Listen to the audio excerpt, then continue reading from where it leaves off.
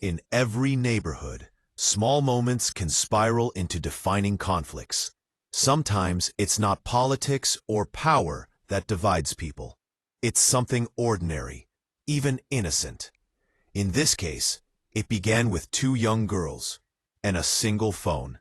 An iPhone 6 Plus, brand new, a symbol of pride and belonging. A 12-year-old girl carried it carefully, keeping it close, like a treasure. It was more than a gadget.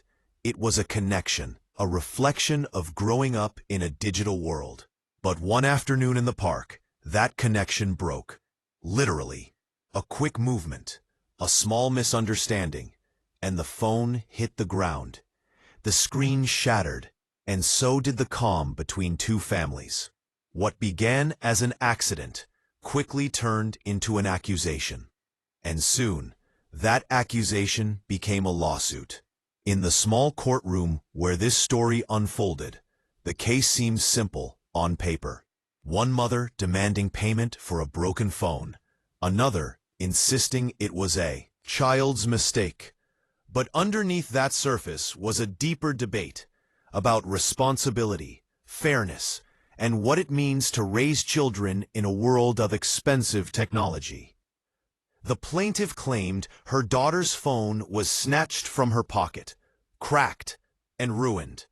The defendant said it slipped by accident.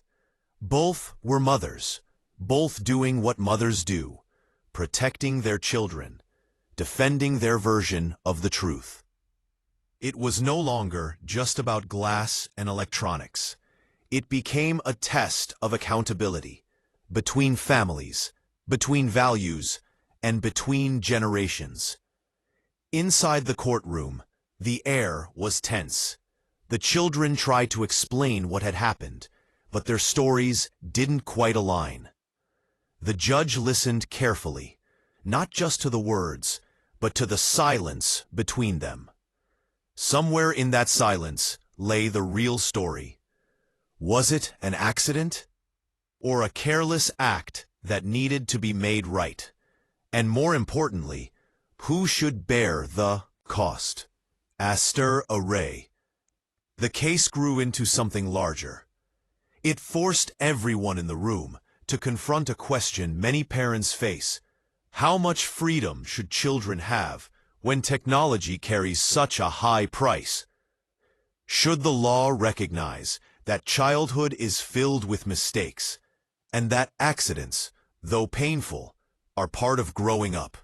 The arguments were passionate but controlled. Each parent believed she was standing on the side of fairness. But fairness, in this courtroom, was not simple. It rarely is. When the verdict finally came, it surprised many. The judge ruled in favor of the plaintiff, but not entirely. The ruling acknowledged the damage done, but placed responsibility not on the mother, but on the child herself.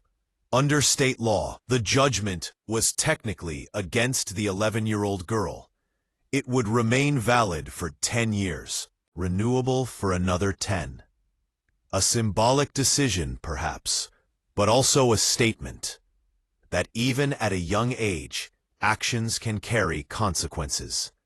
It was both a lesson in law and a reminder of how fragile innocence can be when it collides with adult systems. Beyond the courtroom, the case sparked debate. Some saw it as justice, a necessary reminder that accountability must start early. Others viewed it as excessive, a sign that the legal system sometimes forgets compassion. But the truth lies somewhere in between, because this wasn't just about a phone. It was about the gap between empathy and expectation, between what we teach and what we enforce. In a society where children grow up surrounded by screens worth hundreds of dollars, the line between responsibility and punishment has become blurred. Our story also revealed something universal about parenthood. Both mothers were doing what they believed was right. one defending her child's property, the other defending her child's intentions. Both were navigating love and anger, fairness and fear, all at once. In the end, neither truly won, because every verdict, no matter how logical, leaves an emotional cost behind. The lesson of this case goes beyond the courtroom. It forces us to ask, what is justice in a world where mistakes are human, but accountability is legal? When children make errors, should the system respond with punishment or understanding? And when parents step in to protect, are they seeking fairness or revenge? Perhaps the real answer lies not in the amount owed, but in the values we choose to uphold. Empathy does not erase responsibility, but responsibility without empathy can feel hollow. The story of the cracked iPhone is, at its core, a reflection of modern life, a glimpse into how easily relationships can fracture over money, misunderstanding, and pride. It's a reminder that beneath the noise of arguments and verdicts, there are always human beings, flawed, emotional, trying to do their best. In the end, the phone was replaced, but the friendship between the two girls never truly recovered. The mothers went home believing they had stood up for what was right, yet both carried the weight of what was lost.